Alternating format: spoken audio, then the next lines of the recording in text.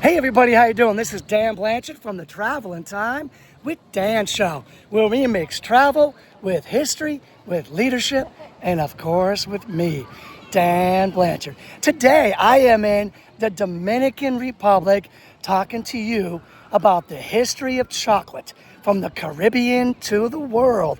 Now, it has quite a history, chocolate. You may not realize what it all is all tied to, but it's an incredible history of chocolate here in the Caribbean. It basically ties together the indigenous cultures, right, of the Americas, right, the European colonization, the Atlantic slave trade, and of course, industrialization. It's all tied to chocolate. Now, the big thing here, the big chocolate thing here is cacao, right? It's basically, it's from Mesoamerica, and even though it's from Mesoamerica, places like this one right here, which used to be called Hispaniola, right? That's Haiti and the Dominican Republic, where I'm standing today, Dominican Republic. This was one of the first Spanish colonial system hubs after 1492, right? So, again, even though cacao is kind of known as Mesoamerican, like the distribution, the plantation systems, the distribution systems are taking place like right here in the Dominican Republic, Haiti, and some other islands. You know, and this was again called Hispaniola, right? So when you think of cacao, right, you got to think about this. When they think about the history of chocolate, history of cacao, you got to think that this is basically from Mesoamerican. It traveled from a Mesoamerican ritual to a global commodity, right? Traveled a lot of miles, right? And the cacao, it's going to be created into this drink. Again, we're talking about the history of chocolate. It's going to be created into this drink called chocolate, and it's going to be like a hot, frothy, bitter drink, right? But this thing's going to be like currency. It's going to be like standardized currency, right? With this chocolate, I mean, you could pay your taxes back in the day with the chocolate. Imagine that. It was standardized currency, but it was only for the elite, right? The religious. It was like religious rituals. It was for like the religious people, the elite people, the nobility, the warriors, and all that stuff, right? That's what it was for. And again, the chocolate, the history of chocolate begins with chocolate. It's not what we think about it today, all right? It's a hot, frothy, bitter, sacred drink that has chili peppers and vanilla in it. Chili peppers. You ever buy one of those modern day candy bars that got little chili peppers in it? Right? That's history right there. Okay, so now let's throw a little more history at you. So in the early 1500s, the Spanish basically conquered the Aztec Empire, and it went quick too. A lot of it was because of disease. There's a lot of factors, but that's kind of maybe another lesson. And it went kind of much quicker than people thought it would, because the Aztec Empire was huge, but they just was dying in groves from disease and other things that were going on, right?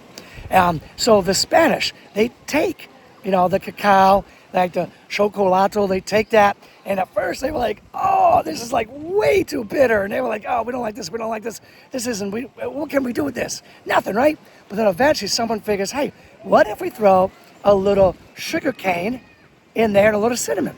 And they do, and wow, it becomes successful for Spain. It basically becomes like a Spanish monopoly for Spain, right? And they protect it.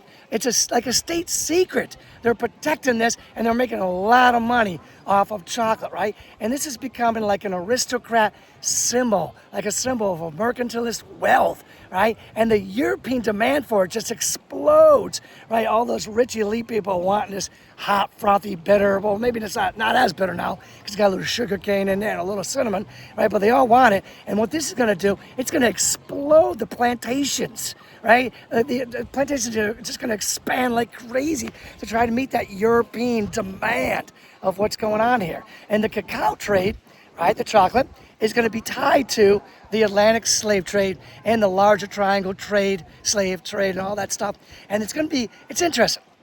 It's going to be more of a specialization than the backbreaking labor of the sugar trade, all right? But it doesn't matter. I mean, even with the special pruning and all that stuff, like they could teach the slaves that, and they do, and it becomes the African slaves get tied to the whole chocolate system here, and the slaves are everywhere doing the work for chocolate, right? Cacao, all that stuff, right? It's crazy.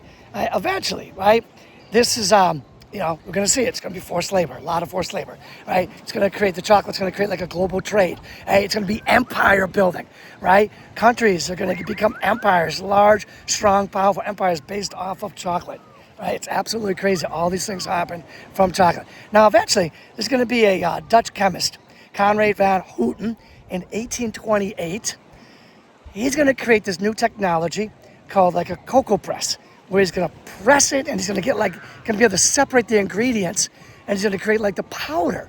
And that's going to make things a lot easier when you can do that and you create like a separate powder. There's a lot more things you could do with that. And about 20 years later, right, there's another guy, right? His name is Joseph Fry in 1847. He's going to basically build on the knowledge and the skill, the technique, and the technologies, right? And he's going to build on that. He's going to pretty much create like the first modern chocolate bar. It's going to come from that, right? So this is kind of like where we're kind of are today, right? With the chocolate bar and all that stuff, right? So you're going to have all this European colonization, of course, right, taking place to try to take advantage of the chocolate, right? And it's going to basically transform to a luxury drink for like the European elite, and they're going to keep it really expensive so that it's out of the financial reach of like the commoners.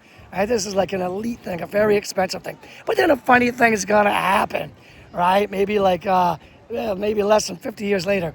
Funny thing's going to happen in England and in the United States. You're going to have the Industrial Revolution taking place. And when that Industrial Revolution takes place, you're going to have mass production. And that mass production, what's it going to do? It's going to make chocolate cheap. Yep, it's going to make chocolate cheap so that the chocolate is no longer just for elites. The commoners are going to be able to get their hands on chocolate, and it's going to blow up. It's going to expand, crazy expansion of like the global supply chain, right? And the funny thing is with cacao, it's basically in the tropics. That's where it's like harvested in the tropics, right? We talked about Mesoamerican, but what's going to happen is eventually it's going to be over like West Africa. It's going to take over like the cacao production and become the world's largest producer of cacao now is in West Africa. So you got so many exciting, interesting things going on with the history of chocolate. It's just wild, right? You got this sacred indigenous drink, and then it's going to become one of the most globalized foods on planet Earth. It's just wild, okay? And I want you to think about this, right? Really think about this. Chocolate didn't begin in candy bars. Heck, it didn't even begin in like chocolate ice cream. It began as something sacred. Yes, sacred. That's where chocolate began, as something sacred. And from like coastlines like this, right in the Dominican Republic, right, Hispaniola, Dominican Republic and Haiti, but coastlines like this in the Dominican Republic, chocolate is going to become one of the most global foods in human history. We're talking about $100 billion empire, right? That's wild, right? When you think about the history of chocolate, right? It's basically from Mesoamerican ritual to a global commodity in one bite. Well, maybe a bunch of bites. Well, maybe many bunch of bites, right? I mean, I had chocolate today, right here in the Dominican Republic. I had chocolate several times today, right? And again, you're talking about $100 billion empire today. Now, when I do my travel and time with Dan shows, I like to mix history with travel, with leadership, and of course me, Dan Blanchard. So, Dominican Republic, the old Hispaniola, Dominican Republic, Haiti. I mean, if you go here, you should come check out the Dominican Republic. It's absolutely beautiful. They got resorts all over the place. So many fun things to do in the sun. Here, it's wild. You can definitely check out the Dominican Republic. The history, I've already given you a bunch of the history of chocolate taking place here in the Caribbean, right, to the Americas. And so what's the leadership?